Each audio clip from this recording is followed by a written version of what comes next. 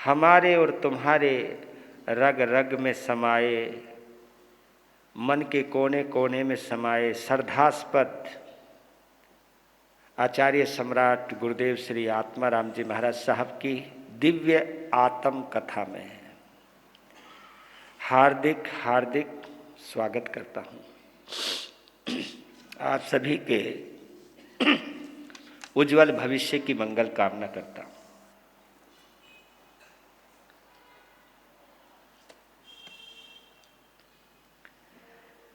प्रभु आत्म कथा में प्रवेश करें उससे पहले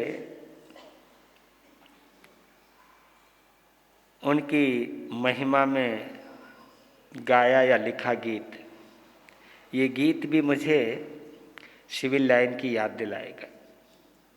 कुछ चीज़ें ऐसी हो जाती है जो चीज़ें हमेशा उस जगह की याद दिलाती है। ये कुछ बातें हैं कि 4 महीने महावीर कथा सुनाना, फिर आत्म प्रभु श्री आत्माराम जी महाराज साहब के बारे में प्रथम बार उनके जीवन चरित्र को सुनाने का लघु प्रयास कह सकता हूँ, क्योंकि ये चरित्र भी बहुत लंबा चलाया जा सकता है अगर हम उनके समस्त जीवन के पहलुओं को देखते जाएं, क्योंकि समय कम रह गया है। चतुर्मास का समेटने की कोशिश करता हूँ जितना हो जाए, लेकिन चलो गीत से शुरुआत करते हैं ना। वही गीत है प्रतिदिन गाने जाने वाला, टाइटल सॉन्ग है प्रभु आत्माराम की इस प्यारी सी कथा का। आत्म गुरुदेव तेरा गुण गान करना मुश्किल बहुत है, मुश्किल बहुत है। तुम्हारी महानता का अनुमान करना मुश्किल बहुत है, मुश्किल बहुत है। आत्म गुरुदेव तेरा गुण गान करना मुश्किल बहुत है, मुश्किल बहुत है। दयालु कृपालु थे वो, बंधन उस फकीर को, मुंह से जो निकला बना पत्थर की लकीर वो, कथनी और करनी एक समान करना मुश्किल बहुत है, मुश्किल बहुत है। कथनी और करने एक समान करना मुश्किल बहुत है, मुश्किल बहुत है। आत्म गुरुदेव तेरा गुण गान करना मुश्किल बहुत है, मुश्किल बहुत है। दर्शन को जो भी आया खुशी खुशी लौटा, तुम्हारे दया से खरा हुआ था जो खोटा। खरे और खोटे की पहचान करना मुश्किल बहुत है, मुश्किल बहुत है। खरे और खोटे की पहचान करना मुश्किल बहुत है, मुश्किल बहुत है। आत्म गुरुदेव तेरा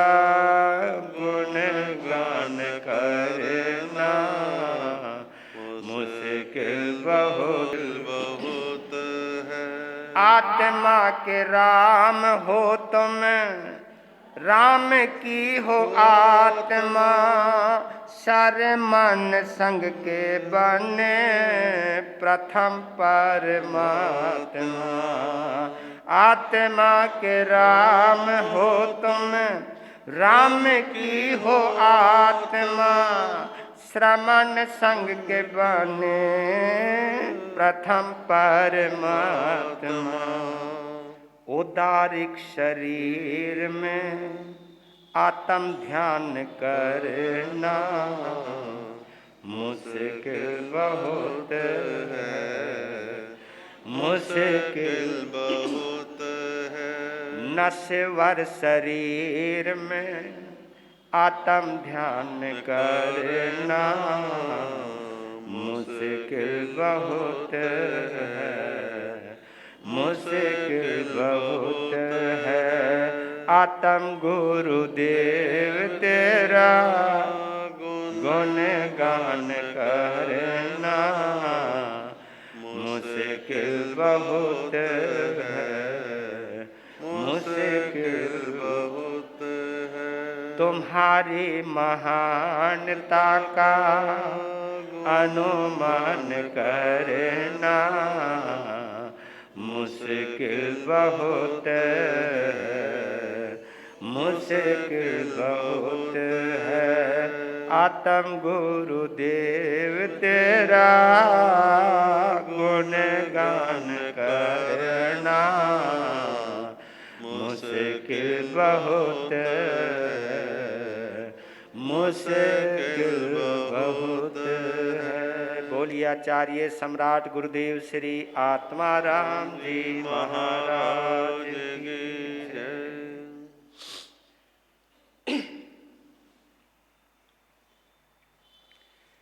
मैं सोच रहा था कि ये कथा अगर मैंने अपने भोले बाबा के सामने की होती तो क्या नजारा होता। लेकिन जब महावीर भवन के इस प्रांगण में ही ये कथा लिखी थी तो और कहीं कैसे कर सकता था। इसलिए ये महावीर भवन का प्रांगण मुझे हमेशा याद रहने वाला है। इस प्रांगण ने मुझे जिस शिद्दत के साथ प्रभु महावीर से मिलवाया और जिस मोहब्बत के साथ मुझे प्रभु आत्माराम से मिलवाया, तो इसलिए ये प्रांगण मुझे याद रहने वाला है। और तीसरी बात ये कि उपाध्याय भगवान के साथ मुझे ये चतुर्मास करने का सौभाग्य प्राप्त हुआ। देखा जाए तो इन्हीं चरणों की करामात है और इस महावीर भवन प्रांगण की मेहरबानी है कि जोड़ा है अतीत से, जोड़ा है उज्जवल इतिहास से, जोड़ा है समुज्वल स्वर्णिम पृष्ठों से।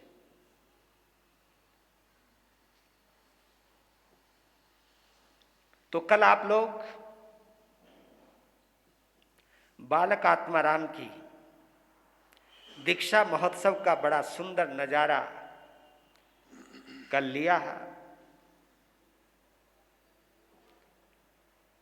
बनूड़ शहर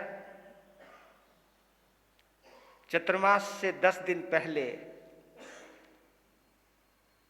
बालक आत्माराम बाल योगी आत्माराम जी महाराज बने।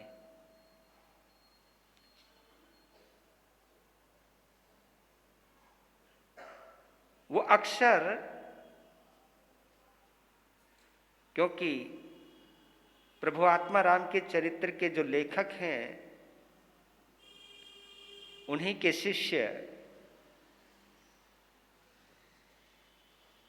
जिनको पंजाब केसरी भी कहा जाता था, प्रसिद्ध वक्ता भी कहा जाता था और विद्वान बड़े गजब के थे और अपने नाम के अनुरूप थे वो, और वर्तमान में शिवाचार्य भगवान के गुरुदेव कहलाने का सौभाग्य जिनको प्राप्त हुआ। मैं तो कहता हूं कि गुरुदेव ज्ञान मुनि जैसा कोई सौभाग्यशाली होना ही मुश्किल है, जिनका गुरु भी आचार्य सम्राट और जिनका शिष्य भी आचार्य सम्राट। ऐसा सौभाग्य किसी किसी को मिला करता है। अद्भुत भाग्य के धनी थे वो, और थे भी बड़े विद्वान होने के साथ साथ भी सरल थे वो, क्योंकि उनके साथ हमें रहने का मौका मिला है। दिल के वास्तव में गोल्डन हार्ट थे वो।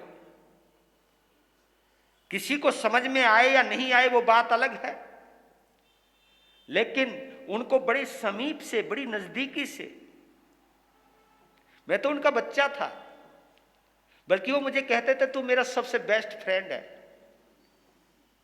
और वो अपनी दिल की हर बातें बोलते थे।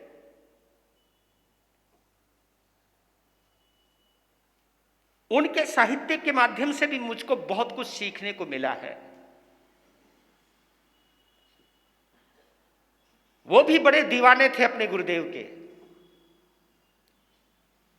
क्योंकि लास्ट समय तक उनके चरणों में रहे हैं वो।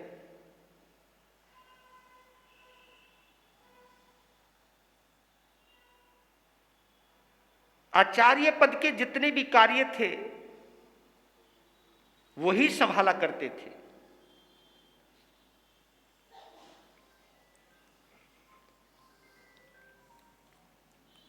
तो बनोड़ शहर के एक वयोवृद्ध सुश्रावक थे नरोताराम। उन्होंने ही प्रभु आत्माराम जी महाराज साहब की दीक्षा का आंखों देखा हाल सुनाया था ज्ञान मुनि जी महाराज साहब को, क्योंकि उन्होंने देखा था। उस वक्त वो छोटी उम्र के थे, पर वो जब सुनाते थे तो वो बोलते थे कि मुझे वहां से पता चला, क्योंकि किसी इतिहास को लिखने के लिए, समझने के लिए इतिहास के साक्षियों से ही संपर्क साधा जाता है। और जो साक्षी बोलता है, जिन्होंने वो दृश्य देखा है, क्योंकि जिन्होंने प्रभु आत्माराम जी को नहीं देखा वो उनके बारे में कल्पना कर सकते, मैं भी कल्पना ही कर सकता हूं। मुझको भी उसी ग्रंथ के माध्यम से ही उनके साथ संपर्क साधने का मौका मिला है। लेकिन ज्ञान मुनि जी महाराज साहब ने आचार्य सम्राट नाम की जो किताब लिखी है, वास्तव में आंखों देखा चित्रण किया है उन्होंने।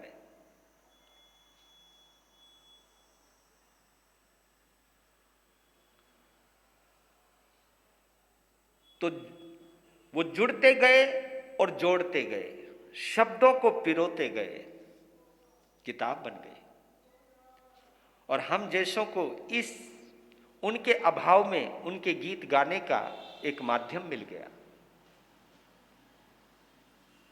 तो दीक्षा होने के बाद जो उनके चेहरे पर नूर था, और याद रख लेना, नूर तभी आता है जब खुशी अंदर से आती हो।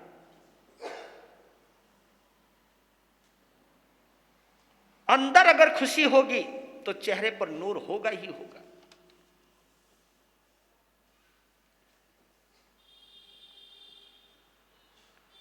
कई लोग कहते हैं हमको भी कि जब आप महावीर की कथा कहते तो आप अलग ही नजर आते हो। वो मेरी विशेषता नहीं है, ये प्रभु महावीर की विशेषता है। जब प्रभु आत्माराम को सुनाने लगा हो तो ये इनकी विशेषता है, क्योंकि जब उनको मैं अंदर महसूस करूंगा और उन्हें महसूस करके कुछ भी बोलूंगा, उनके साथ रह करके बोलूंगा, तो फिर उनका ही तो अक्ष, उन्हीं की ही कृपा, उन्हीं की ही मेहरबानी, उन्हीं का ही आशीर्वाद कहीं ना कहीं यहां से प्रकट होने लगता है। इसलिए कहता हूं कि कुछ भी करो, आप सामायिक भी अगर दिल से करोगे तो आपके चेहरे पर चमक आएगी। भगवान का नाम भी लोगे तो उससे जुड़ करके लोगे तो आपके चेहरे पर आज भी नूर आ सकता है। अगर जाप जपते हुए भी अगर आपके चेहरे पर चिंता की लकीरें हैं, तो एक बात पक्की है कि अभी आप उनसे जुड़े नहीं।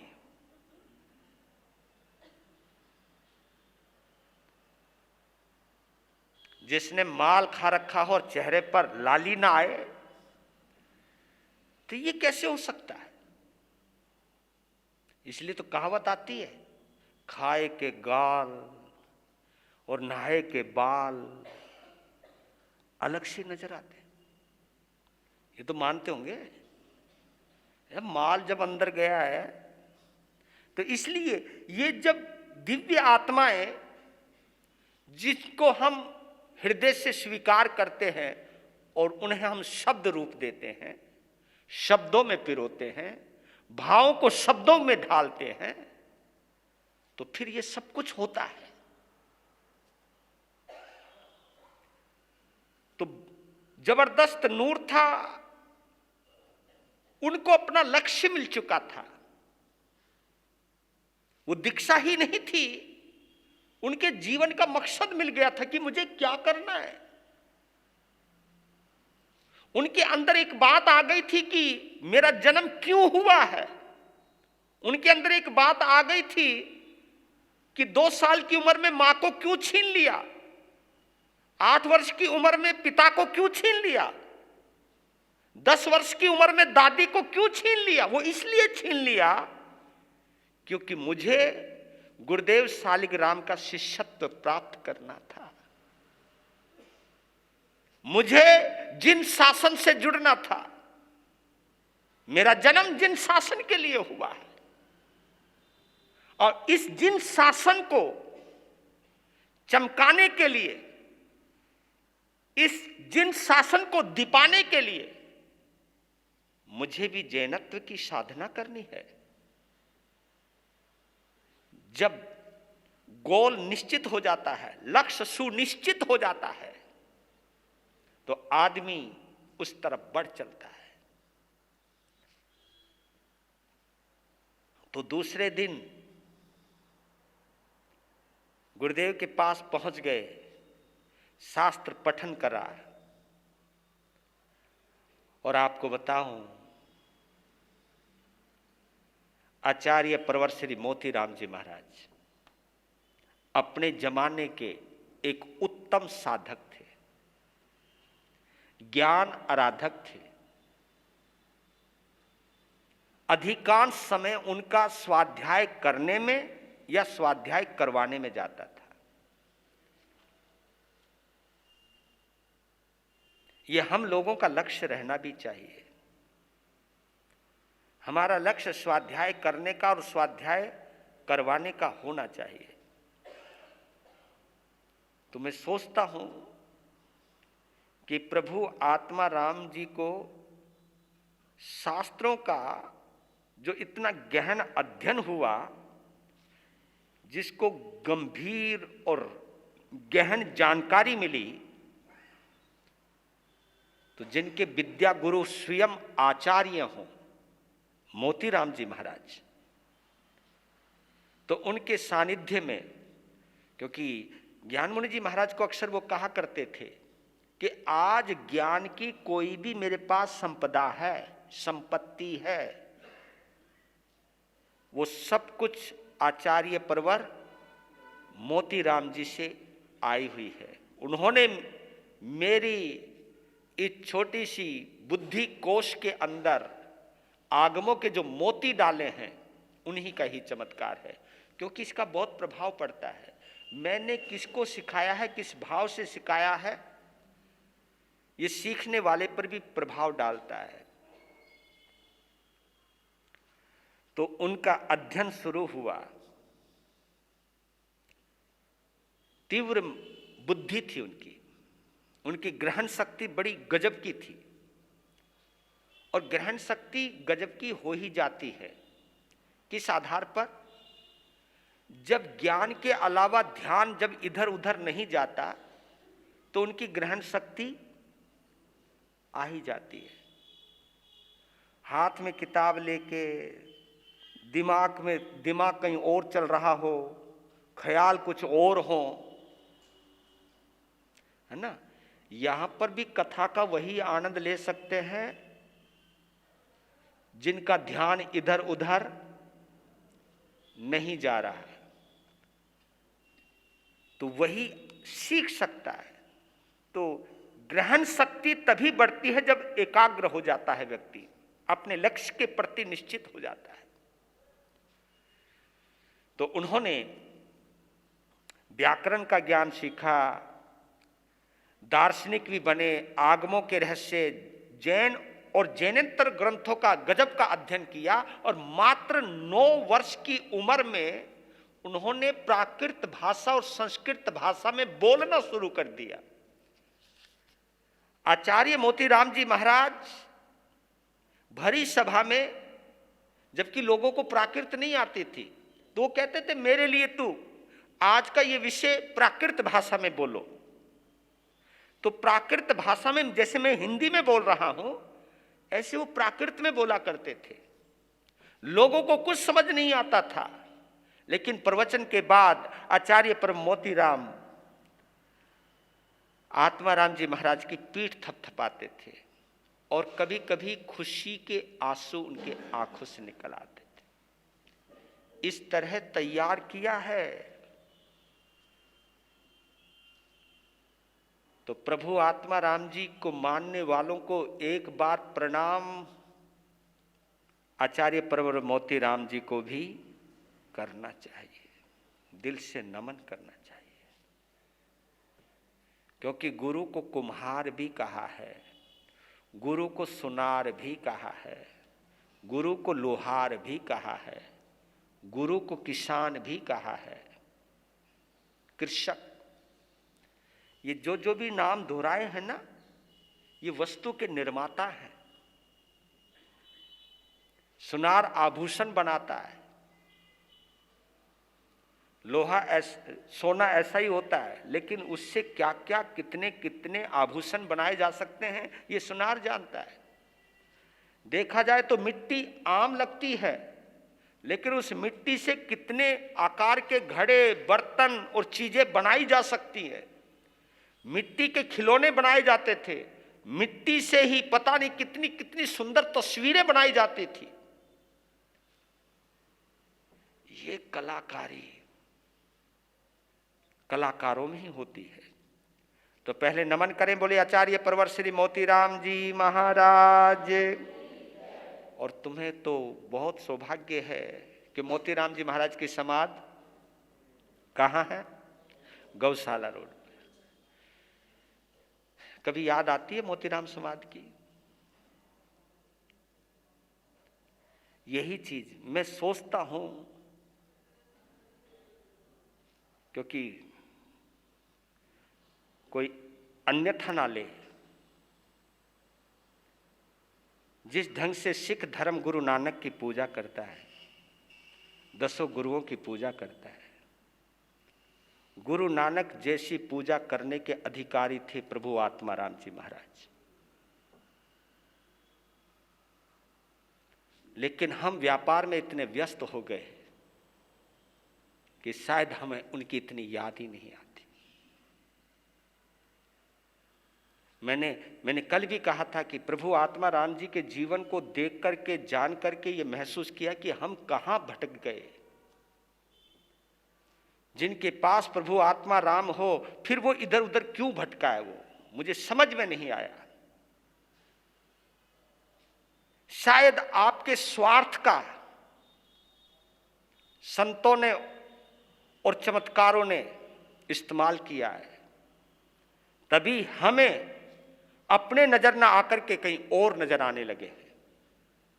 ये कुछ दर्द की बातें हैं, अगर समझ जाओ तो बहुत अच्छी बात है, लेकिन आपके पास बहुत कुछ है जो तुमने देखा नहीं, क्योंकि वो केवल श्रद्धा से दिखाई देता है। उसे केवल हम आस्था की आंखों से देख सकते हैं, स्वार्थ से नहीं देख सकते।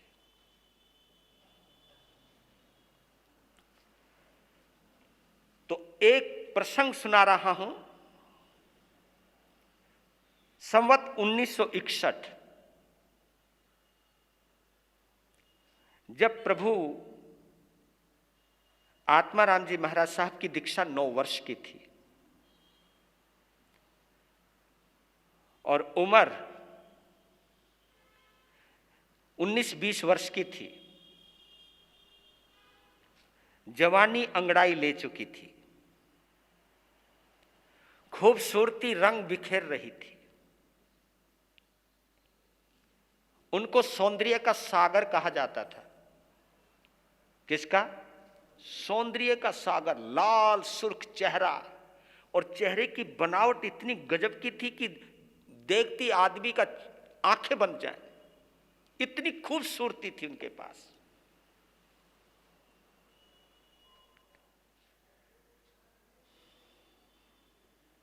तो 1961 के अंदर सियालकोट के अंदर उनका चतुर्मास हुआ। उस समय बड़े संतों में महामहिम गणावच्छेदक श्रद्धेय गुरुदेव श्री गणपति राय जी महाराज, साथ में बाबा जयराम दास जी महाराज, श्रद्धेय गुरुदेव श्री शालिग्राम जी महाराज और चरित्र नायक युवा मुनि आत्माराम जी महाराज। थाने 4 का चतुर्मास 1961 के अंदर सियालकोट के अंदर हुआ। उनका निखरा हुआ बदन, निखरा हुआ तन, सौंदर्य और शब्दों के अंदर वो जादू था। तो कहते कि सियालकोट के नर और नारी, चाहे वो बालक है, चाहे वो युवा है, चाहे वो वृद्ध है, उनकी ज्ञान संपदा और यौवन संपदा और उनको प्रवचन देने की कला और जिन शासन की प्रभावना करने की जो कला थी, दीवानी हो गई थी जनता। लेकिन चतुर्मास व्यतीत होते होते केवल 1 महीना बीता था। क्योंकि हमेशा याद रख लेना एक बात कि दिन कभी एक जैसे नहीं रहते। हमें ये मान करके चलना चाहिए, हमेशा याद रख लेना, दिन कभी एक जैसे नहीं रहते। और जब भी तुम अच्छे दिनों में इतराने लगो तो एक बात जरूर ध्यान कर लेना, ये इतराना कहीं तुझे महंगा तो नहीं पड़ जाएगा। क्योंकि ऐसा प्रसंग आता है, आप लोगों ने सुना भी होगा, चक्रवर्ती सनत कुमार, क्योंकि आचार्य भगवान सौंदर्य के सागर हैं, तो वो भी बड़े गजब के सौंदर्यधारी थे। चक्रवर्तियों में सबसे सुंदर कोई चक्रवर्ती हुआ है। वैसे चक्रवर्ती सुंदर ही होते हैं, लेकिन कंपैरेटिवली जब चर्चा आती है सौंदर्य की, तो सनत चक्रवर्ती का सौंदर्य सबसे जबरदस्त माना गया। उनके सौंदर्य का जिक्र केवल धरती पर ही नहीं, देवलोक के अंदर भी हुआ करता था।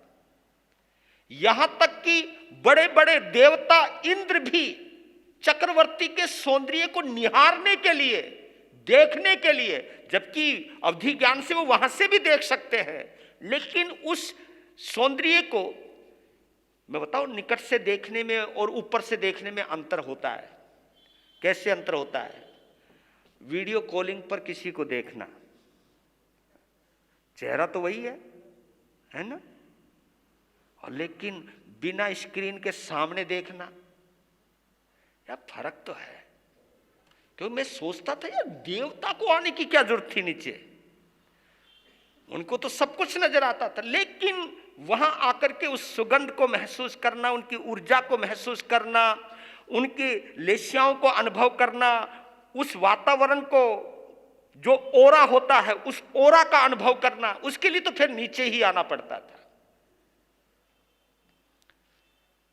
तो एक देवता दीवाना था, पता जब चला, जब वो आया, तो कहते कि उस वक्त सनत चक्रवर्ती व्यायामशाला से मालिश मुलिश करके बाहर निकले, तो जैसी उस देवता ने उनको देखा, हाय तुम मत करो यार, तुम खाए, वो देखता रह गया यार। क्योंकि सौंदर्य संपदा जो है वो देवताओं की है। वो देवता ने सोचे यार, इसने तो हमको भी मात दे दिया, औदारिक शरीर, क्योंकि हमारा ये शरीर औदारिक कहलाता है। औदारिक शरीर यानी हाड़ मांस का, मल मूत्र का शरीर है कि मल मूत्रधारी अन्न जीवी, क्योंकि इंसान अन्न खाता है, देवता अन्न नहीं खाता। यार इतना सुंदर हो सकता है कि उसकी आंखें फटी हुई और यूं कर रहा है, और ये नजर पड़ गई सनत चक्रवर्ती की, हाय करते हुए पास में आया, हेलो।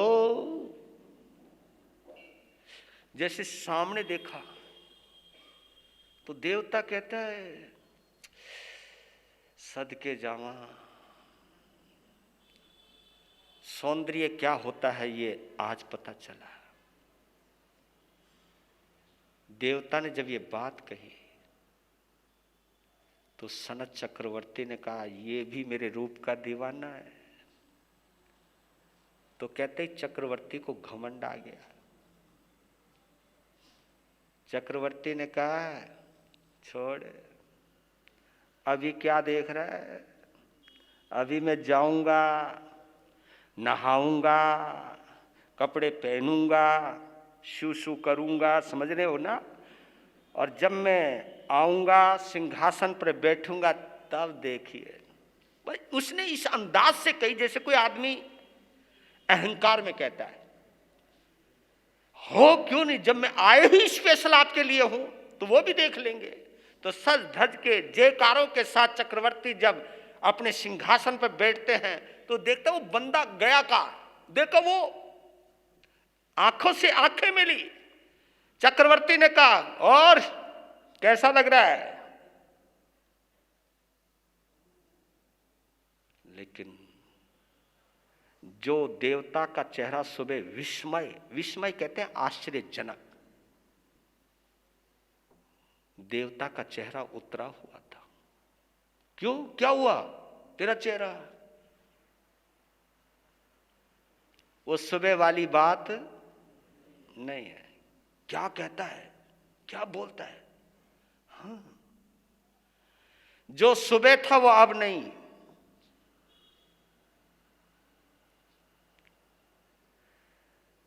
कहा कि सुबह आपके शरीर में एक भी रोग नहीं था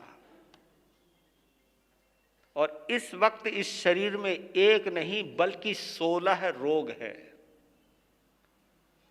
क्या बात करते हो? हाँ, शीशा मंगवाया कि इस शीशे पर थूक कर देखो। जब शीशे पर थूका और एक यंत्र लाए उनको दिखाने, उनको तो नजर आ रहा देवता को तो, पर लेकिन उनको दिखाने के लिए एक यंत्र लाए और उस यंत्र में कोढ़ के जो कीटाणु थे जिससे शरीर से कोढ़ निकलता है, ये शरीर फट जाता है, कोढ़ निकलता है, उसके कीटाणु दिखाए। अरे सनत चक्रवर्ती का चेहरा लटक गया, क्योंकि नजर आ गया कि आगे मेरे साथ क्या। तो यहां पर उनको वैराग्य होता है, फिर वो दीक्षा लेते। तो यही कहता हूं कि दिन कभी एक जैसे नहीं होते। तो उस वक्त प्लेग की बीमारी चली और प्लेग उस वक्त बड़ी खतरनाक बीमारी थी। उसमें कोई गांठ निकलती है, गिल्टी जिसको बोलते, गिल्टी, उसकी वजह से बुखार बहुत तेज होता है, शरीर तपने लगता है, शरीर मतलब शरीर तड़फने लगता है। तो गिल्टी हुई और जैसे गिल्टी देखी पता लगा ये तो प्लेग है। ये सुनते ही सारी सियालकोट जैन बिरादरी में ही नहीं बल्कि गणावच्छेदक गुरुदेव श्री गणपति राय जी महाराज, बाबा जयराम दास जी और शालिग्राम जी महाराज, इनके भी चेहरे उतर गए। लेकिन वहां की समर्थ सक्षम बिरादरी थी, बढ़िया से बढ़िया डॉक्टर वहां हाजिर हो गया, दवाई शुरू हो गई। लेकिन दवाई ज्यों ज्यों बढ़ती गई त्यों तो रोग घटा नहीं बल्कि रोग बढ़ता गया। ज्यों ज्यों दवा की त्यों त्यों मर्ज बढ़ता गया। डॉक्टर ने सब कुछ उड़ेल दिया, सब कुछ उड़ेल दिया, लेकिन वह बीमारी नियंत्रण में आने का नाम नहीं ले रही है। डॉक्टर भी घबराने लगा, बिरादरी की धड़कनें बढ़ गई, तीनों संतों के चेहरे उतर गए, घर घर में अखंड पाठ बैठाया गया। इतने समर्थ मुनिराज थे, साधना करने लग गए। उधर युवा मुनि आत्माराम जी महाराज प्लेग की असीम बीमारी से तड़फने लगे।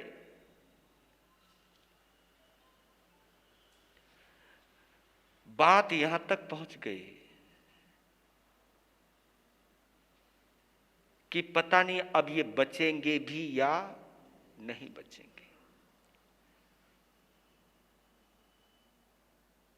तो गणपति राय जी महाराज की आंखों में आंसू आ गए। वो आंसू ऐसी है जैसे किसी पिता को होनहार पुत्र की इस दशा को देख करके आते हो।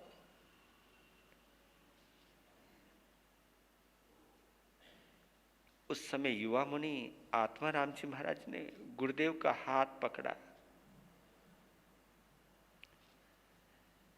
कहा कि गुरुदेव दुखी मत हो, पहली बात तो आपकी कृपा से मुझे कुछ नहीं होगा, और दूसरी बात आपकी मौजूदगी में अगर मेरे प्राण भी निकल गए तो ये मेरा सौभाग्य होगा, क्योंकि जाना तो सभी को एक न एक दिन है, लेकिन गुरु के हाथों में जाना, गुरु के चरणों में जाना, ऐसा मत बोल, ऐसा मत बोल। उधर जो डॉक्टर उनका इलाज करता था, जहां से वो गुजरता था तो सब जैन लोग, तू क्या कर रहा है, इलाज सही क्यों नहीं कर रहा। लोग उसको ताने मारने लगे, अरे भाई मैं कर रहा हूं, क्या इलाज कर रहे हो।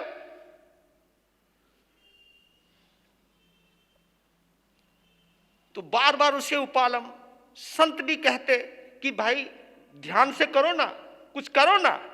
मतलब आदमी हड़बड़ाहट में कुछ नहीं बोल सकता है।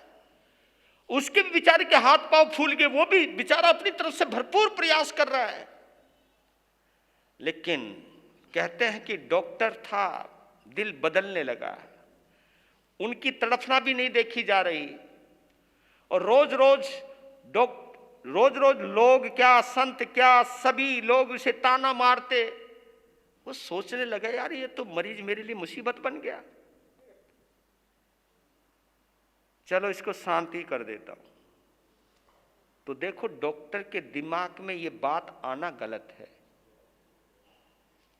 कि जहर दे देता हूं, ये भाव आए, पर लेकिन अंदर बोला तू डॉक्टर है, तू जीवन दे सकता है, मृत्यु नहीं दे सकता। तेरा व्यवसाय किसी को जीवन देने का है, किसी को मौत देने का नहीं।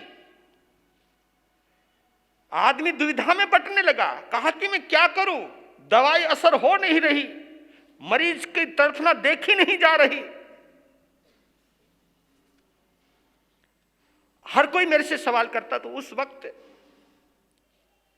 मन में बना लिया, संखिया जहर की एक पुड़िया तैयार करी। दूसरे दिन शालिग्राम जी महाराज सुबह सुबह पहुंच गए दवाई लेने के लिए। पहले दवाई रखते नहीं थे, दवाई जब जरूरत होती थी दवाई लाते थे, उसी समय की लाते थे या 2 टाइम की लाते थे, आगे के लिए रखते नहीं थे। पहले एक ऐसा विधान रहा है। तो सुबह पहुंच गए और वो तैयार कर रखी थी। डॉक्टर की आंखों में आंसू, पता नहीं बनावटी थे कैसे थे, कि बस यही एक आखिरी दवा है, बोल भी रहा है कुछ, बस यही आखिरी दवा है, इसने असर कर दिया तो ठीक है। दवाई ली, फटाफट आए, दवाई दी।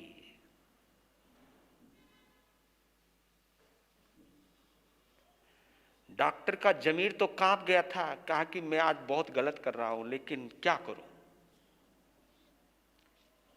तो अब आपको ये बताना चाहता हूं कि जिसको सरमन संघ का प्रथम पटधर आचार्य सम्राट बनना था, इतने बड़े संघ का नेतृत्व करना था, वो बंदा कैसे जा सकता है। और एक कहावत आती है, जाको राखे साइया मार सके ना कोई। दूसरी बात और कहना चाहता हूं, ये तो साइया भगवान की बात आ गई। दूसरी बात और कहता हूं कि आयुष्य कर्म की जो प्रबलता होती है वो व्यक्ति को मृत्यु के मौत से भी बाहर निकाल के ले आती है। और जब आयुष्य कर्म टूट जाता है तो चारों तरफ सुरक्षा के घेरे भी क्यों ना हो तो भी आदमी मर जाता है। सारा खेल आयुष्य कर्म का है। जीवन हो तो जंगल में भी बच जाता है, जहां चारों तरफ मौत नाच रही वहां पर भी बच जाता है, और जब मरना हो तो घर की सुरक्षा के अंदर भी चला जाता है। जैसी दवाई अंदर गई, पता नहीं एक जोर से उल्टी आई, उस उल्टी में पता नहीं क्या क्या नहीं निकला।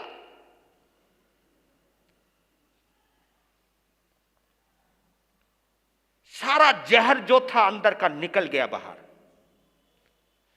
देखो, आयुष्य कर्म ने जहर को भी औषधि में बदल दिया। यह है आयुष्य कर्म, इसको कहते हैं आयुष्य कर्म।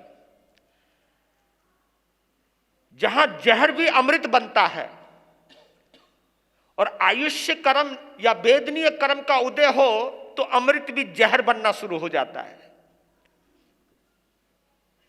वो सुरक्षित तो हो गए, लेकिन जहर का प्रभाव तो होना ही था। तो सारे शरीर में फुंसियां निकल गई। बोलो, हाँ, आ जाओ। सारे शरीर में फुंसियां निकल गई, गला चौक हो गया, गला बंद हो गया।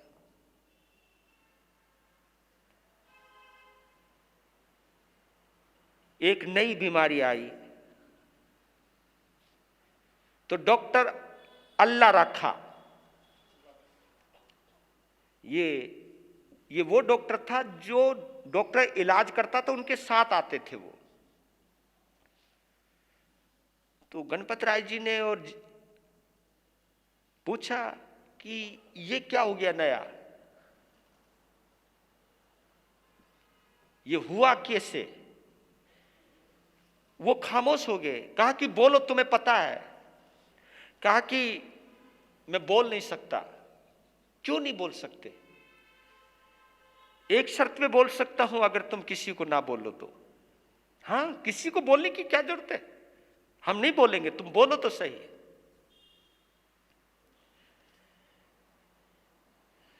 कि वैसे तो इनको जहर दिया गया था। इतना सुनती धक्का पहुंचा, डॉक्टर ने जहर दिया। जहर दिया गया था। ये आपका चमत्कार है या इनका आयुष्य कर्म, जो भी तुम समझो। जहर ने वो चीज तो निकाल दी जो इनके जीवन को खत्म करने वाली थी, लेकिन जहर का अपना असर है और इसी के ही प्रभाव से ये फुंसियां हुई हैं। सारा शरीर मवाद से भर गया था, आप समझ लीजिए। आप गला बंद हो गया था कि लेकिन आप टेंशन ना लो, अब ये बच जाएंगे। तो वहां के जो एक सुप्रसिद्ध हकीम थे, बेलीराम जैन, ओसवाल जैन थे अपने, बेलीराम जैन माने हुए हकीम थे। उनकी 2 दुकानें थी, एक आयुर्वेद पे चलती थी, यूनानी पर चलती थी, क्योंकि हकीम हमेशा यूनानी पर चलते थे। वैद्य आयुर्वेद पे चलता है और हकीम यूनानी पर चलता है। वो भी आयुर्वेद होता है, वो यूनान का होता है, ये यहां का होता है। तो चाहे यूनानी दवाखाना हो चाहे देशी दवाखाना हो, तो उनकी 2 दुकानें थी कि अंग्रेजी दवाई वाली, जिसके ऊपर डॉक्टर अल्लाह रखा बैठते थे, और उसी डॉक्टर के नीचे काम करते थे। वो किराए पर दुकान चलती थी, वो एक उनकी खुद की दुकान थी। और जो डॉक्टर, जो हकीम बेली राम थे, क्या गजब के थे। मैं आपको ये बतला रहा हूं कि उनका जो बड़ा लड़का था वो भी प्लेग का शिकार हो गया था। शरीर में मुर्दा पड़ा, शरीर में मतलब घर में मुर्दा पड़ा हुआ है। उधर पता चला कि गुरुदेव ने याद किया है, तो अपने बेटे के शव को घर में छोड़कर, बच्चों को बिलखते हुए छोड़कर खुद पहुंच गए स्थानक के अंदर गुरुदेव को देखने के लिए। यह है कर्तव्य भावना, इसको कहते हैं डॉक्टरी फितरती। वैसे डॉक्टर लाइन के अंदर बतलाओ, एक मंत्र पढ़ाया जाता है, hospital is a temple, patient is a god. ये हर डॉक्टर को समझाया जाता है। उनकी जो शिक्षा में यह दिया जाता है कि hospital is a temple, hospital एक मंदिर है, और उस मंदिर के अंदर जो पेशेंट है वो पेशेंट उस मंदिर का भगवान है। Patient is a god. और जो डॉक्टर हैं वो उस गॉड के पुजारी होते हैं, यानी उसको बचाने का काम, उसकी सेवा करने का काम, ये फितरत है। लेकिन आज तो जैसा भी चल रहा है वो आप लोग जानते हो कि आज तो ऐसे ऐसे ऑपरेशन किए जा रहे हैं जो जबरदस्ती हैं, क्योंकि वहां पर उनकी प्रोग्रेस का एक ही माध्यम है कि इतने ऑपरेशन कराओ, प्रमोशन पाओ। और कभी कभी तो वो ऑपरेशन कर दिए जाते हैं जिन ऑपरेशनों की जरूरत भी नहीं होती है। छोटी छोटी बातों पर चीर फाड़ कुछ ना कुछ। तो गढ़दीवाला के एक डॉक्टर थे, मूलराज वैद्य थे, उनका वहां दर्शनार्थ जाना हुआ गढ़दीवाल। तो उनकी दवा ने जादू जैसा असर किया। इधर चतुर्मास पूरा हुआ और इधर हमारे चरित्र नायक आत्माराम जी महाराज पूरी तरह स्वस्थ हो गए। जब वो पूरी तरह स्वस्थ हो गए तो सियालकोट में खुशियां मनाई गई कि चलो कोई अनहोनी नहीं हुई। और इस प्रकार मौत के मुंह से वापिस आए। ये जीवन की कथाएं हैं, ये जिंदगी के रहस्य हैं। इस दौर से मैं भी गुजरा हूं। मैं छोटी सी अपनी भी बतला देता हूं। मेरी उम्र उस वक्त 10.5-11 साल की थी। तो मुझको मोती झारा, जिसको टाइफाइड कहते हैं, वो बिगड़ गया था। मेरा जीवन भी खतरे में चला गया था। और हमारे घर के अंदर 10 साल से लेकर 15 साल के भीतर बच्चा मर जाते थे। मेरे उससे पहले 2-3 भाई बहन मर चुके थे इसी उम्र के दौरान। तो मैं भी उसी गिरफ्त में, उसी रेंज में आ चुका था। लेकिन मैं बैरागी था। मैं घर में आया हुआ था। मेरे गुरुदेव इंदरपुरी में थे। उस वक्त उपाध्याय श्री जी नहीं आए थे। तो मेरा जीवन खतरे में आ गया था। हकीम ने मुझे जवाब दे दिया था। तो मेरे पिताजी उदास हो गए थे। मैं आंखें पलटने लगा था। तो उस समय वो कहते, राम बोल, तेरी कोई इच्छा हो तो। कब? उस वक्त मैंने कहा था कि मुझे पटौदी के अंदर ले जाओ। ये गुड़गांव की घटना है। पटौदी में मेरे पिताजी सबसे पहली बार वहाँ की समाधि पर, जो मैं बोलता ना पटौदी वाले फकीर चंद जी महाराज, वहीं से मेरी जिंदगी की शुरुआत हुई है। तो मुझको ये याद है कि हम जब मेरे पिताजी मुझे लेकर के गए और उस कमरे में लेटा दिया गया जहाँ पर चित्र बना हुआ था, उनका चित्र था फकीर चंद जी महाराज का। तो मुझको इतना याद है कि चित्र को मैंने देखा है और उनको जी भर के देखा है। और उसके बाद मेरी आंखें बंद हो गई। पटौदी हेली मंडी है। पटौदी और हेली मंडी के बीच में वो समाधि है। तो एक हकीम थे, मेरे पिता के मित्र थे, वही मेरा इलाज कर रहे थे।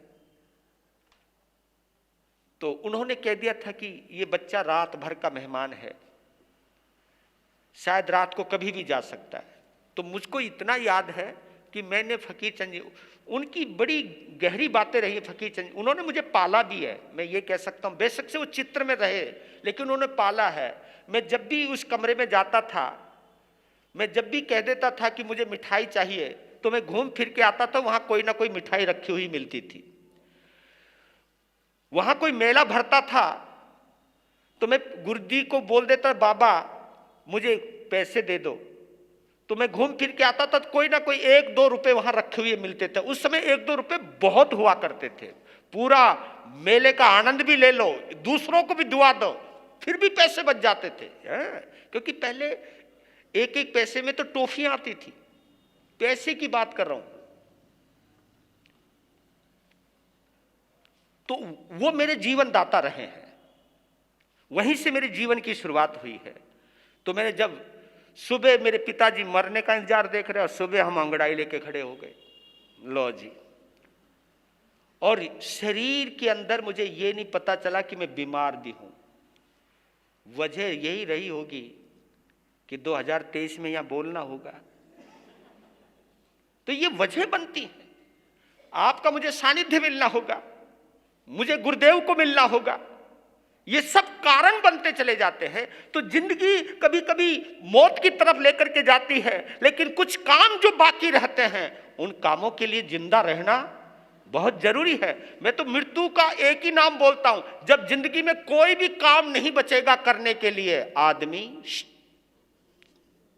जब तक काम बाकी है, जान बाकी है, जीवन बाकी है। तो आप लोग समझ लीजिएगा ये बात कि जब काम से पूरी तरह, इस जिंदगी में जितने भी काम है, जिनसे मिलना है, जिनसे बिछुड़ना, जो भी कुछ है, जब तक जिंदगी में काम है, तब तक तो जिंदगी सलामत रहने वाली है। जब कब कोई काम नहीं रहेगा, किसी से मिलना बाकी नहीं रह जाएगा, आदमी चल देगा। तो इस प्रकार ये घटना हुई है। तो सियालकोट के अंदर खुशियां मनाई गई, और जिस तरह प्रवेश पर खुशियां थी, उसी प्रकार विदाई पर भी खुशियां थी। बीच का एक पीरियड बड़ा खतरनाक गया, जब मेरे प्रभु आत्माराम मौत को सामने देखा है और बच कर के आए हैं। और भी घटनाएं सुनाऊंगा आपको। ओम शांति।